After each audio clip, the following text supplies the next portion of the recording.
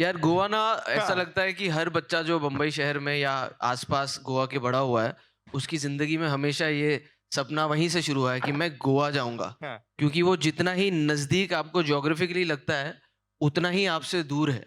और उसको वहां तक पहुंचने के लिए बहुत सारी अड़चनें आती हैं अलग अलग दौर में। सबसे पहले पेरेंट्स की, हाँ जी, फिर पॉकेट मनी की, हाँ, फिर फाइनेंस की, फिर उन दोस्तों की जो कभी मिलकर एक प्लान बनाएंगे और वो सक्सेसफुल होगा कि नहीं।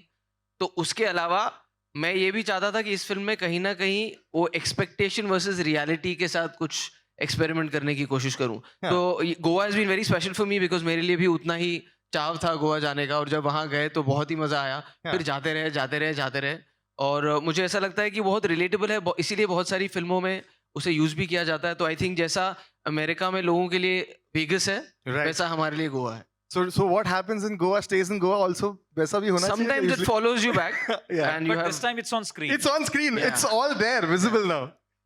But yeah, and I think I have a little joke about Goa also because like you very correctly mentioned कि Goa आपको एक बार बुलाता है तो बार-बार बुलाते रहता है.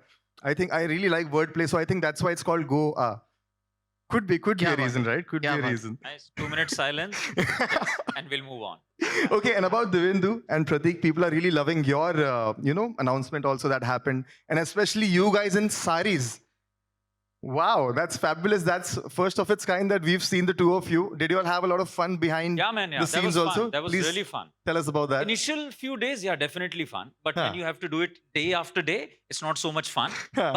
But for any actor, to have that female energy, Right. channelized somewhere, it's really fun. And in this case, because we have so many mad situations, Huh. action happening in like full Navari and all pen ke, Huh. so I thoroughly enjoyed it. Was that comfortable, or did that take a little bit of time for you to get comfortable in the Navari sari? I Huh. was little uncomfortable after a while, Huh. but the fact that people really were comfortable looking at me, हाँ जी. I was uncomfortable. So a lot of pervs we have. Yeah. What about you, Pratik? It was absolutely fun. हाँ. In fact sari में दौड़ने में बहुत मजा आया। शुरुआत में जो इतना अनकंफर्टेबल लग रहा था, जब हाँ. हम शूज और साड़ी पहन के दौड़ रहे थे तो इट वॉज एब्सोल्युटली कंफर्टेबल।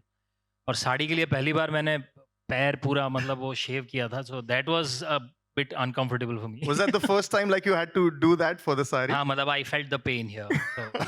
हाँ जी. So how was your response? आपको जो response मिला वो किस तरह का था? रिस्पॉन्स तो बहुत कमाल का मिला है और इसका पूरा क्रेडिट मैं कुणाल को देती हूँ। और मुझे बहुत मज़ा आया इसलिए क्योंकि इतने साल मैं काम कर रही हूँ ना, तो बहुत सारी फिल्मों में बहुत मुझ पे बहुत अत्याचार हो रहा है, गरीबी और पता नहीं। हाँ, अरे गरीब है छाया को बुलाओ पति गुंडा है छाया को बुलाओ। तो इस फिल्म में मैंने सब फिल्मों का है ना एकदम मतलब गुस्सा निकाल के लिया है। तो Hey, मुझ पे और प्रतीक पे स्पेशल। तो मुझे बहुत मजा आया कि एक तो लुक वाइज बहुत अलग है कि गैंगस्टर है लेकिन वो नौवारी साड़ी पहन रही है, उसको सोने का शौक है और इतना शौक है कि उसने आपने ट्रेलर में देखा है कि उसका दांत भी सोने का है। तो आपको अभी मैं पूरा तो बता नहीं सकती हूँ लेकिन आपको मजा आएगा कि क्या है कॉमेडी। लेकिन मैं सिर्फ इतना बताना चाहूंगी कि हर एक औरत को एक दिन तो कॉमेडी बनना चाहेगी हर एक औरत। Wow. इनफैक्ट मर्दों को भी हम बने हैं। Yes, why not? Absolutely.